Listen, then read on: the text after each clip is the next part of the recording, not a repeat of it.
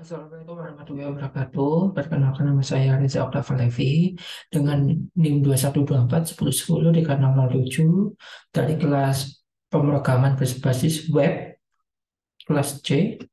Nah, di sini saya akan menjelaskan atau mereview kuliah tamu yang telah diadakan pada hari Kamis, yang dimana dengan tema presentation, discussion, dan assistation with all discussed tenants dengan narasumber Profesor Dr.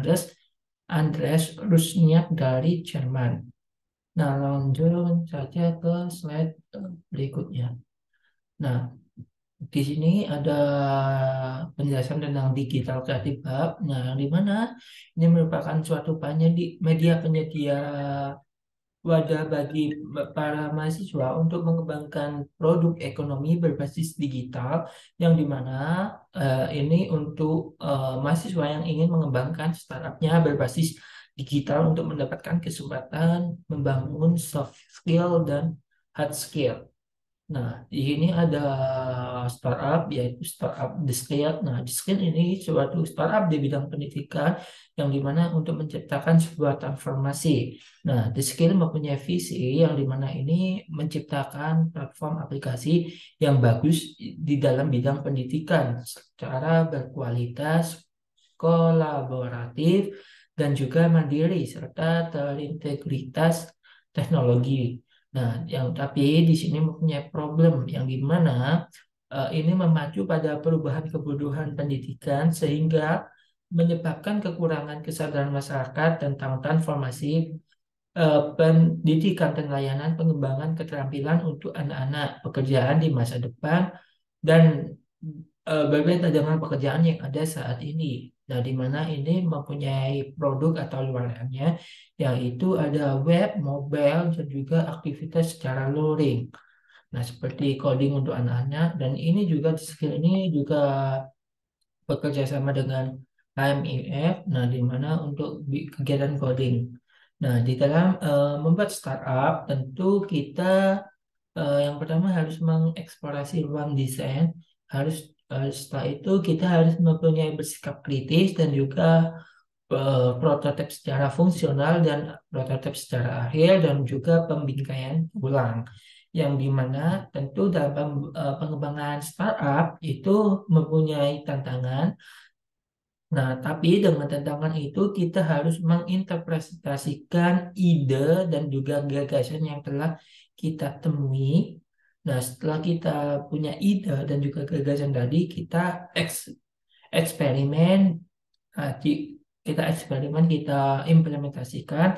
Setelah kita implementasikan, kita evaluasi. Apa sih yang kurangnya itu seperti apa?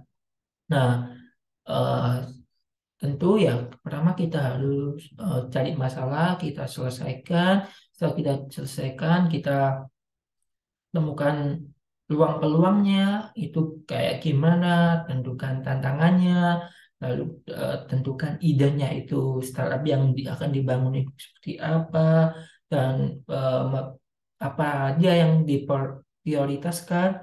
Nah, setelah itu kita kembangkanlah prototipenya. Nah, setelah prototipe kita validasi, iterasi, ide, dan juga kita mendeskripsikan sebuah startup yang akan kita bangun seperti itu. Dan juga kita tidak lupa bisnis marketnya itu seperti apa. Tentu kita ngomong startup, tentu kita harus punya target pasarnya dan juga bisnisnya apa. Kita harus punya seperti itu ya. Nah, lalu kita juga harus sangat penting dalam membangun startup, yaitu kita harus bisa mendefinisikan ruang peluang. Nah, ruang peluang ini artinya itu kan kita harus mempunyai sikap yang berkreasi kan ya, juga punya ide dan juga evaluasi. Nah, tiga komponen itulah yang sangat penting. Nah, seperti itu. Nah, mungkin itu yang saya tangkap, dan juga satu lagi yang saya tangkap ke dalam pengembangan suatu startup, janganlah kita berfokus pada kuantitas, tapi kita harus fokus pada kualitas startup yang kita kembangkan. Kita percuma punya karyawan banyak, tapi startup kita yang kita buat itu tidak berkualitas. Yang penting eh, startup kita itu bisa diterima oleh masyarakat, kita dapat bagus, dapat respon secara bagus seperti itu. Nah, ini foto saya saat mengikuti kegiatan kuliah tamu kemarin. Nah, lalu di tugas PB, PWeb ini kita eh, eh, kita harus mengusulkan ide yang dibuat.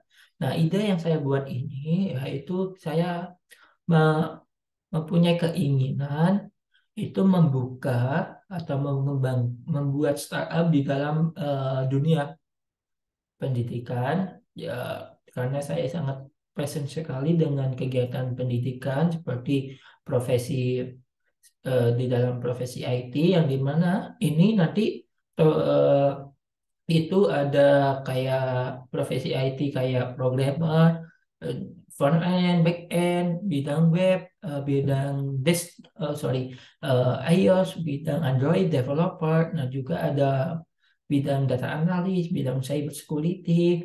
Nah, seperti itu, intinya dijadikan satu di dalam startup tersebut, yang dimana membuat beberapa profesi yang masyarakat eh, ingin tekuni seperti itu. Yang lalu dan juga ada sebuah coding untuk anak-anak, karena anak-anak ini sangat penting ya, tidak terutama dalam dunia IT ini buat yang sangat berkembang dengan pesat, agar anak-anak tidak gaptek dengan teknologi seperti itu. Nah, mungkin itu saja presentasi dari saya, Bang. Apabila ada salah katanya, saya mohon maaf sebesar-besarnya. Wassalamualaikum warahmatullahi wabarakatuh.